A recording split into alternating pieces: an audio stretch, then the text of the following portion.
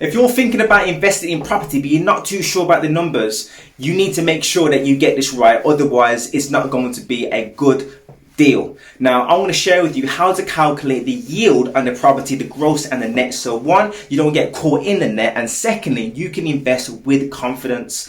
Now, bearing in mind, there's different ways of doing calculations when it comes to investing in property. Some investors choose to do return on investment and some choose to do the yield calculation. I'm just going to share with you the latter for this video, right? So I think this is so important. When I was thinking about this the other day, I was thinking, I feel like it's a social obligation and responsibility for me to share with you my knowledge, because what I find disappointing, most of the property portals like Rightmove, Zoopla, On the Market, Prime Location, they advertise. Now, I would encourage you to search for yourself. They just say gross yield on a property. Now, that is not the most important factor when it comes to investing in property, because you need to know the net, what you're left with after all the expenses on that property deal, such as the mortgage payments, the voids, repairs, insurance, etc.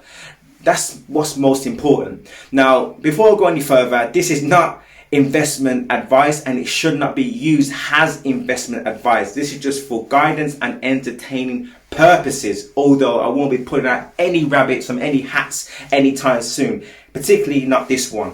Okay, so if you don't know me, my name is Keenan. I invest in property and I source property deals for investors that want to build their portfolio one house at a time to secure financial security and gain an extra source of income and create a legacy. So let's get into it. Right, so what's most important is the property value and also the rent on that. So what is the rent? Now, I think this is so important because when you're looking, you want to make sure that, let's say £500 is what our house is going to rent out for, right? Or your house, right? So, but you need to invest with confidence. And the way you gain confidence is by doing due diligence on the property. So if you compare properties like for like, can you say, okay, this property, what I'm going to invest in is the same as this property that's just let it out like literally 2 days ago. You know with confidence that yours is going to rent out for £500. So you know before you even buy, all your calculations are correct in every shape or form.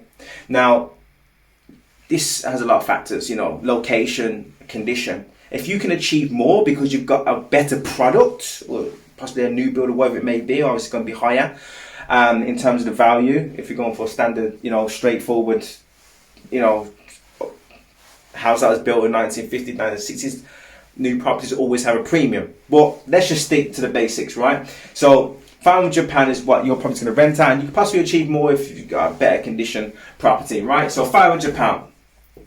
I did go off a little bit there, but I'm going to stay on track. Now, £500, what's most important is the rental per annum. That's what we need to know.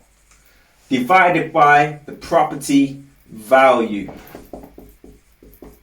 Right, so first of all, let's get this calculation out of the way. 500 times 12, which is how many months there are in a year, that will give you £6,000. So we know per annum is £6,000. So 6k, I'm a visual learner, so I'm going to put that on there for you. £6,000, and say our property is worth 100k. So we want to divide that in that order, and then here we have it here, 0.06. is what you'll be left with. We want to turn that into a percentage by timesing it by 100. So 100, we will get 6% gross. Now, most important part, a lot of people fall very short from this, right? Because gross does not include if you're getting a good property deal, such as you're using a mortgage to obtain that property, and you get a good interest rate on that property, right? It can all fluctuate, right? So we want to take into consideration the mortgage payments, the maintenance of that property. If you choose to allow a letting agent to manage it for yourself, typically they can charge between 7 and 10%, but it's all negotiable. So letting agent fees, voids, and insurance, right? So I'm going to put these expenses here. So payments, voids, because let's be honest, you're not going to get a tenant that's going to live until the end of the world, surely. If you do, then you know you're onto a winner. But typically, AST contracts, assured short hold tenancies, right? They can typically be up to 6 or 12 months or whatever it may be. So if you have a tenant that stays for 6 months and then they move, right?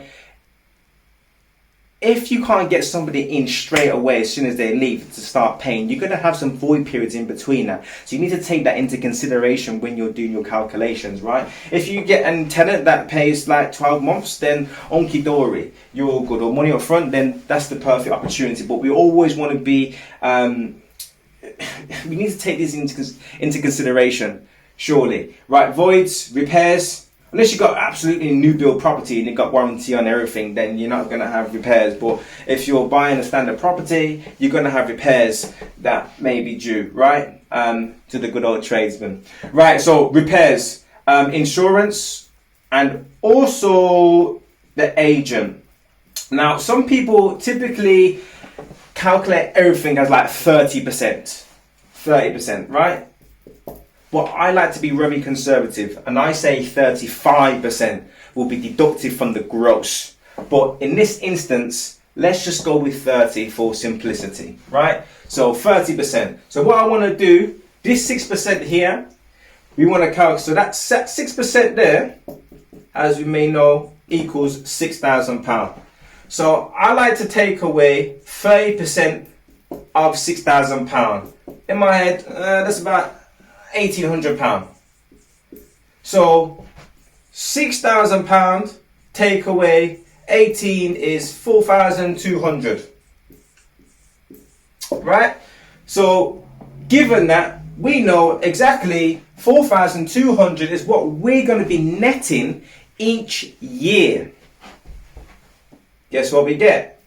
Net will be 4.2% per annum. And there we have it. We know exactly what that is, which is most important to everything that you need to know when investing.